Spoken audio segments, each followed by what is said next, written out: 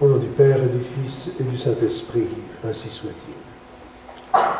C'est de la grâce de Dieu que nous parlent l'Épître et l'Évangile d'aujourd'hui, et de ce qui en nous doit correspondre à la grâce nécessairement, c'est-à-dire au renoncement.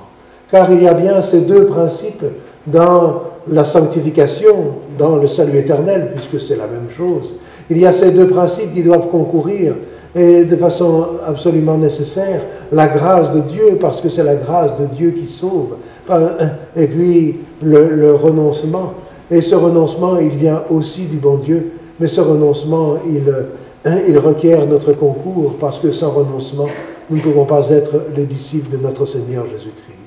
Il faut nous souvenir que lorsque nous parlons de la grâce de Dieu, il y a deux grâces tout à fait différentes, mais qui portent le même nom parce qu'elles sont toutes les deux des dons absolument gratuits du bon Dieu. Il y a la grâce sanctifiante, qui est la vie divine, qui est en nous, dans notre âme, l'habitation de la Sainte Trinité dans l'âme, cette grâce sanctifiante que nous avons reçue au baptême, cette grâce sanctifiante qui est dans toute âme en état de grâce, cette grâce sanctifiante sans laquelle le salut éternel est absolument impossible, puisqu'au jour du jugement dernier, nous serons jugés sur la présence de la grâce sanctifiante dans notre âme. Si elle est présente, nous sommes sauvés. Si elle est absente, nous sommes damnés. Nous serons jugés sur le degré de grâce sanctifiante que nous aurons mérité pendant notre vie terrestre, parce que le degré de la gloire dans le ciel en dépend directement. Nous serons jugés aussi sur l'influence, sur la prise de possession de la grâce sanctifiante sur tout notre être, parce que la peine du purgatoire dépend de cela aussi. C'est la première grâce, c'est la grâce essentielle, c'est la grâce sanctifiante, et c'est surtout de cette grâce que nous parle l'Évangile du semeur qui nous est donné aujourd'hui. Et puis il y a une deuxième grâce, la grâce actuelle, qui est une aide que le bon Dieu nous donne pour faire le bien, pour éviter le mal. Et cette aide, elle est absolument indispensable pour que nous puissions agir de façon surnaturelle, de façon méritoire, pour que nous puissions rechercher le bien de la gloire du bon Dieu, pour que nous puissions aimer effectivement le bon Dieu par-dessus tout. Et c'est de cette grâce-là, surtout, que nous parle l'apôtre Saint Paul, lorsqu'il fait son panégyrique dans l'épître d'aujourd'hui, nous montrant la puissance extraordinaire de la grâce. Car la grâce de Dieu a une puissance infinie. La grâce sanctifiante, elle est la vie même de Dieu, elle est la gloire éternelle de Dieu, et il n'y a aucune limite à cela. Cette gloire est infinie. Et la grâce actuelle, elle a une puissance aussi infiniment grande, et la vie de l'apôtre Saint Paul nous le montre.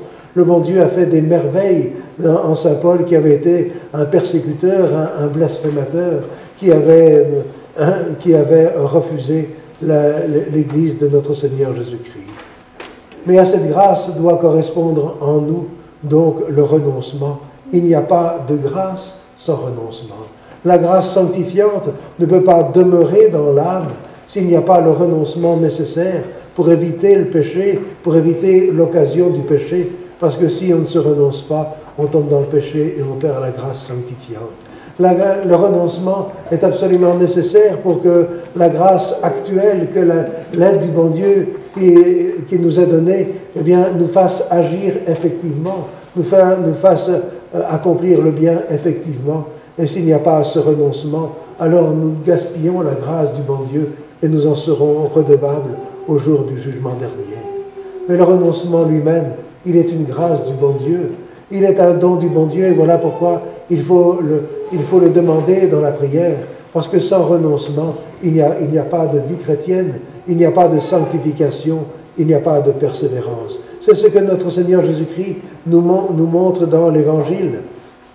Cette semence qui est la parole de Dieu, cette semence qui est la grâce de notre Seigneur Jésus-Christ, eh bien, si elle tombe en dehors du chemin, elle ne peut produire aucun fruit.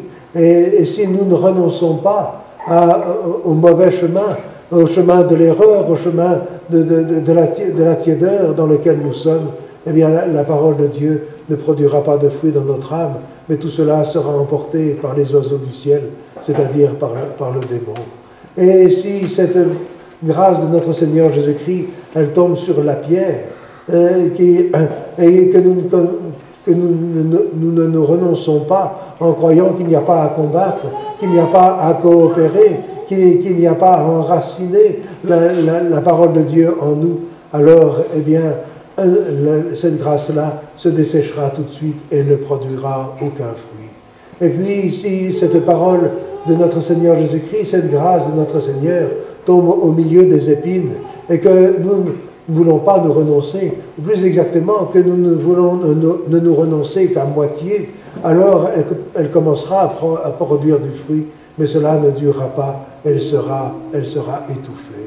Et c'est là la grande illusion dans laquelle nous sommes bien souvent, de croire que nous pouvons composer entre l'esprit de l'Évangile et l'esprit du monde, entre la grâce de notre Seigneur Jésus-Christ et le mal et la satisfaction de nos caprices, entre la vérité et l'erreur. C'est l'illusion dans laquelle nous sommes. Si, comme le disait le prophète Élie, nous boitons des deux jambes, voulant avoir un côté du vrai Dieu et l'autre côté du côté de Baal, alors c'est là une illusion terrible et la grâce de Dieu ne pourra pas produire de fruits dans notre âme. Si nous ne donnons pas toute notre intelligence à la vérité, si nous ne donnons pas tout notre cœur à l'amour de notre Seigneur Jésus-Christ, tout notre zèle au règne de notre Seigneur Jésus-Christ, si nous ne voulons pas nous renoncer, alors nous ne pourrons pas produire de fruits, nous ne pourrons pas être sauvés.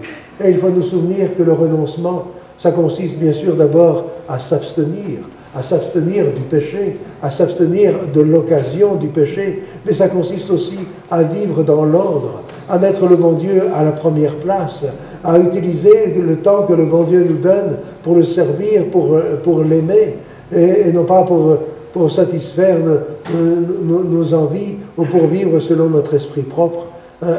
Et si donc nous ne voulons pas nous renoncer, eh bien notre âme sera un terrain un peu pour la grâce du bon Dieu, beaucoup pour les épines, et nous ne pourrons pas persévérer.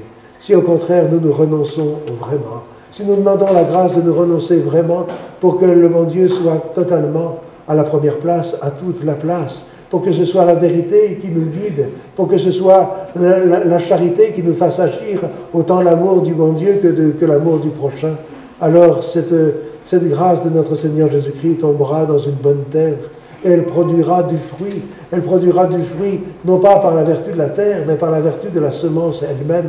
Mais la semence trouvera une bonne terre pour pouvoir pousser et ainsi produire des fruits, le fruit de la grâce. C'est la gloire du bon Dieu, c'est la participation éternelle à la gloire du bon Dieu. Alors demandons à la très sainte Vierge Marie cette grâce de savoir nous renoncer, de demander la grâce de notre Seigneur Jésus-Christ dans la prière.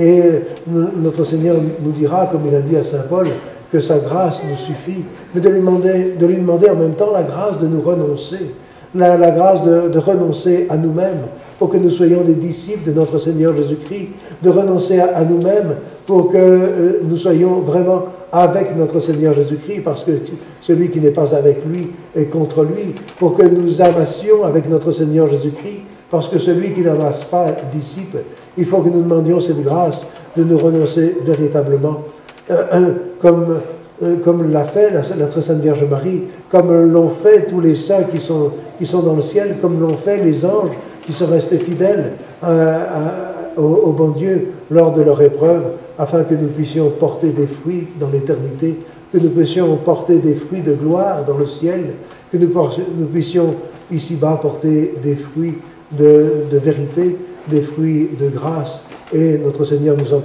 en prévient, c'est dans la patience que nous les porterons. Au nom du Père et du Fils et du Saint-Esprit, ainsi soit.